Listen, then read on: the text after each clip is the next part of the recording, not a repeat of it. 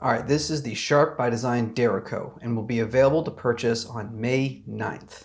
Now, this guy's got an overall length of 8.4 inches. Closed, she's about a little over 4.5. Now, as far as blade length goes, 3.38 inches, so let's go just under 3.5. As far as blade material, this is a pretty standard M390 steel. And as far as finishes goes, well, you obviously have a couple options to pick from. 6 to be exact, though I'm only showing you 3 today.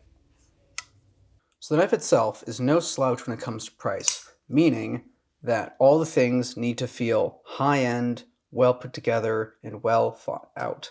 And I would say by and large, this knife does the things that are required of it. Holding it in my hand, it feels extremely solid and tight and almost really sharp to use. And all of the parts feel like they're well made and just put together in a really classy manner. I actually like the way that this scale jumps up, and when you open it, it causes just a little slight indentation with a little bit of overlap to it. Just a small detail that I appreciate about the build of this thing. One thing that does get me down a little bit is the fact you can't ambidextrous carry with it. Now, I am right-handed, so it doesn't bother me too much, but I know there are some left-handed people who would just like the option, but I know for the, I guess you'd call it sleek overall finish of the thing, they wanted to go with a dedicated locked-in style for this knife. So, oh well, it is what it is.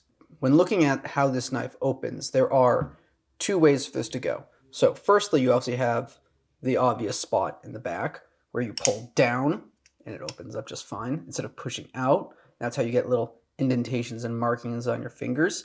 Or you use the little groove in the front, and it actually is, honestly, this is how I would prefer to open it. Super clean, sharp, and I love the way it opens and sounds. So that will lead me perfectly into the next segment.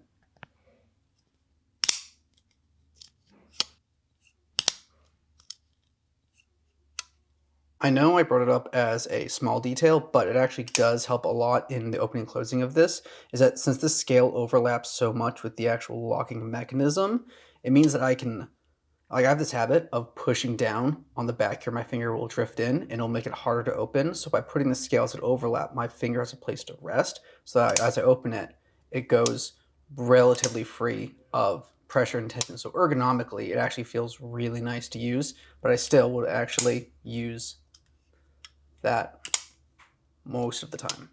Depending on your hand size, you may or may not like how this handle works. So for my hands, this obviously feels quite nice, and like spatially, it feels like it fits really well. Place my thumb to go, have good grip, and to access everything I need to. If your hands are gargantuan, that would be dependent. Like maybe this is be a bit of a turnoff for you, depending if you like your finger to go a bit tall or like it drift down to the bottom.